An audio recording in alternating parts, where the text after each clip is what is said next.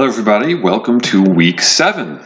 We're getting near the end here, almost at the end, which is really exciting, I think, for many of you, just because you finally have one of these classes or you have an entire term under your belt.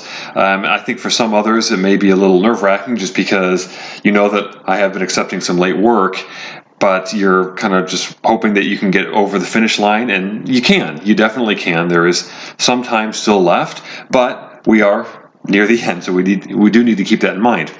Last week, or actually for the past 2 weeks, we've been talking about Excel. So we've gone through Outlook, Word, Excel, and we're going to get to the last one, the fourth of those big four, and that's PowerPoint. PowerPoint tends to be the one that, if students don't know it very well, it becomes their favorite quickly. And it's largely because it offers a lot of opportunity for creativity. So what is PowerPoint? Well, we had spreadsheet software with Excel. We had word processing software with Microsoft Word, and we had information management software, this is more than just email, remember, in Outlook. So we're now talking about presentation software. There's lots of different kinds of things out there. There's lots of different kinds of software that you can find online, things like Prezi, for instance, that do allow you to do presentations. PowerPoint is, without question, the most popular, the most common, the best known, and I think probably the easiest. It's the most user-friendly. I'll probably try to post some links to some other ones just throughout the week, just so you can kind of see what are some of the other kinds of things you can do for presentations. But PowerPoint really is the one that I think works best.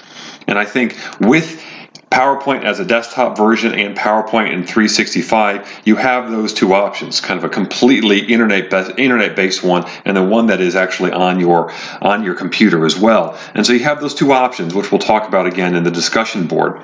But this is one that is kind of fun. It does allow you some freedom. You can choose designs. You can put in animations. You can put in transitions. You can put in different kinds of colors and images very, very easily. In fact, one of the nice things about PowerPoint is because it's owned by Microsoft, you get kind of a built-in connection to Microsoft's their very powerful search engine online. It's not Google. Google's owned by Alphabet, right? Google's different. It's Bing. Some of you may know Bing, some of you may use Bing, but what's really nice about this newest version of PowerPoint is that it makes finding things, specifically videos and images, very, very easy. It's a very streamlined process. That wasn't the case even a couple of versions ago. So it does allow you some creativity, and it makes it pretty easy. So we're going to be working on that today, or this week I should say. Go through the lecture, as always. Take your time. Really kind of try to digest all this information that you're going to be getting, and then start working on those assignments that we have in the activities folder. One is called Classic Gardens and Landscaping. It's kind of a fun one. It's pretty easy, pretty straightforward, but it does require you to use some images and do some very specific style changes and design changes.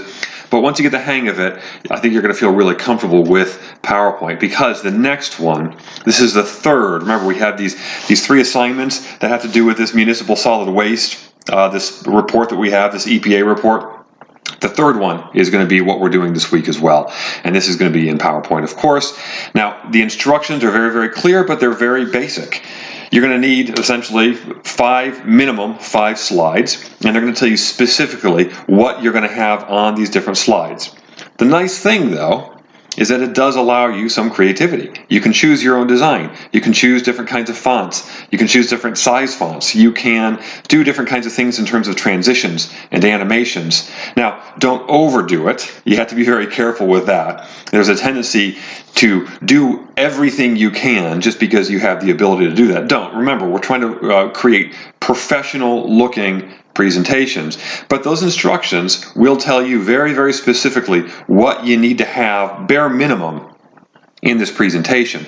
Beyond that, you do have this freedom. You do have this ability to kind of indulge your creative side, if you will.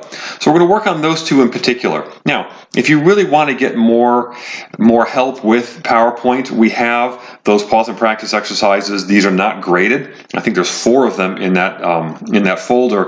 Please take some time and go through those, because they're really going to help you hone those skills in PowerPoint. Now, here's the other thing.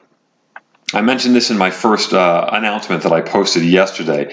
In Week 7, we have a little bit of a wrinkle, okay? Since we're near the end here, and this is a 7.5 week course, week 7.5 is actually going to go live on Friday, okay? So there's going to be an overlap. Why? Because week 7 still ends Saturday night at 11:59 p.m., but week 7.5 starts on Friday, and that's going to go till the following Monday. All right, so that's important for us when it comes to things like late assignments. I have been accepting late assignments because I know some people have been struggling to try to get certain things in on time, and there's been issues related to weather and the hurricanes, and so I've spoken to some of you about that. But I do have to have kind of a quit time when it comes to late assignments, and that's going to have to be on Friday. So when it comes to end of the day, and I'll say end of the day Friday, and that's 12:59 p.m. Friday, after that, I'm not going to accept any late assignments. And it's just because I need to get all these things in. I need to get all your grades in early next week and make sure that everything is squared away and we have no issues with the grade book. So that's going to be very important, is remember that late assignments, Friday is the latest, all right? And that's the same day that week 7.5 begins. And week 7.5 is small. It's kind of just allowing you an opportunity to reflect on everything that went on in this class and what you think you learned and how you think things went and things like that. So just make sure that you don't forget about that little half week that's going to start on Friday. As always, you know where to find me, folks. You've been all very, very good about that. If you have questions, you can email me. If you have other questions and you want to talk to me personally, you can call my Google Voice number. I'm always happy to hear your voices on the other line. So please, if you have any questions at all about assignments for this week or previous weeks, please reach out as soon as possible. Get into those discussion boards, start talking to each other, start talking to me, and let's have some fun this week. Thanks, folks.